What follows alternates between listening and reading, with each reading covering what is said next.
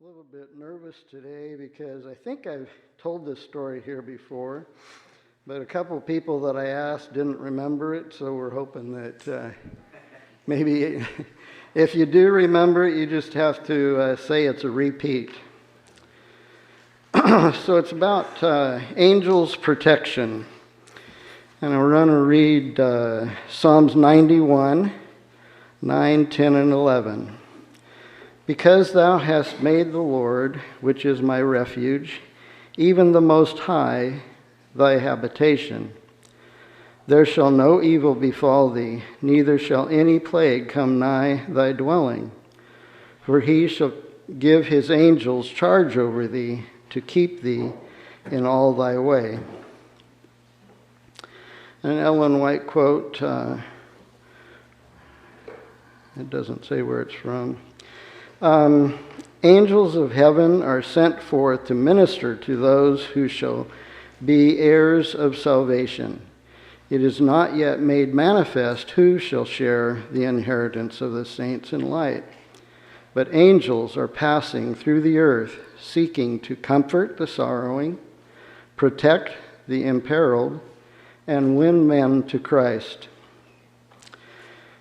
You know, it was a custom in our family that if we had a lot of other prayers too, but if we went somewhere, even a short distance,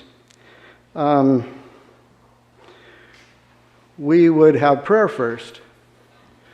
And I think it's especially important today because of the way people are driving. My parents had some good friends. His name was Calvin, and her name was Frankie. And everybody called him Doc because he was a doctor. And they went to Europe together, all four of them, my mother and my dad and Doc and Frankie. And if that name sounds familiar, my youngest sister is named after her. They all decided to go to Europe. My dad after that, he took several different trips with people, kind of a tour guide. And you ready, Bruce? When I was really young, we had actually, I want to start with this one first. When I was really young, we had a Morris Minor. Anybody know what a Morris Minor is? There's a couple people out here that know what a Morris Minor is. And when it comes up, we'll see it. But as our family grew, my dad, am I not hooked up? Okay, let me see. Come on.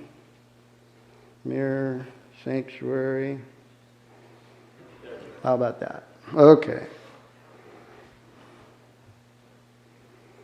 It must have been too long. It timed me out. So there's a Morris Minor. And I had three sisters, and when I came along, it was a little bit too small for our whole family. So my dad bought, it's going to go back through this, a VW Bug. And that's not much bigger, that's true, but it wasn't as expensive as a lot of other cars. And we'll show a cutaway of it. So the driver's seat and the passenger seat, Mom and Dad. The next seat was my three sisters. So where did I sit? See, there's two suitcases back there? Little cubby hole. I'd get in first and crawl in there without the suitcases, of course. And as I got bigger, it got harder to sit back there. And don't worry, this was before the seatbelt laws. So my dad had talked with Doc, and he decided to, when they went on this trip, that they were going to go to Germany and buy a new VW. And that was this one. And that's pretty close to the color even of our VW. So they bought this and they traveled through Europe down toward Turkey. And when they got into those countries around Turkey, nobody had told them that that gas was a lower grade gas. So they were heading for Istanbul, and you can shut this on. They were heading for Istanbul, and the car started running rough. And remember, they prayed for angels to protect them. And it started running rough, and they stopped at a gas station. The mechanic was gone, couldn't help them much, but they went out in back of the gas station, drained all the gas out, and put new gas in. And Doc said, we should get some oil while we're here. So they bought a case of oil. They kept driving toward Istanbul, and it kept getting rough, and pretty soon it was just sputtering. So my dad would keep his foot on the gas a little bit. Doc would jump out.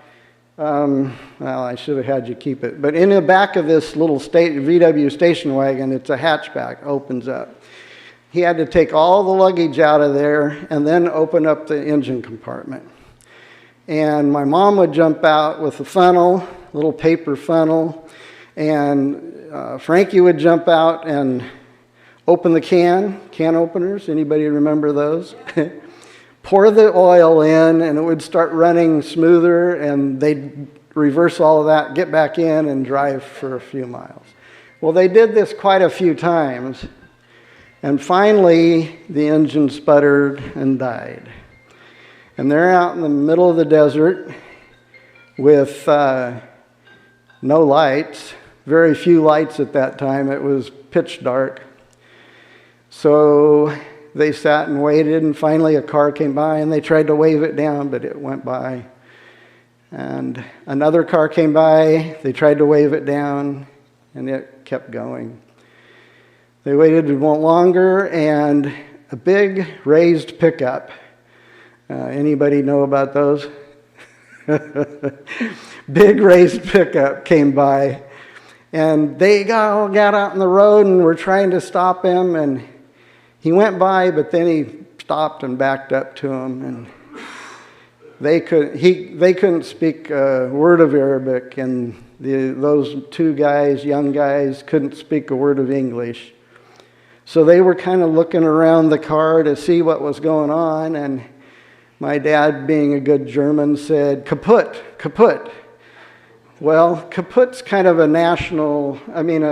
international word. Anybody know what kaput means? It's not going any farther. And so they ran around the car looking what's kaput, maybe tires or something else, and then they wanted to get in the front of the vehicle. Well, the engine's not there. So Doc had to pull all the suitcases out again, lift it up, and there's oil everywhere in the engine compartment. So kaput, kaput. So he ran back to his pickup, and he pulled out. Now this is a small sample. I couldn't find my big chain.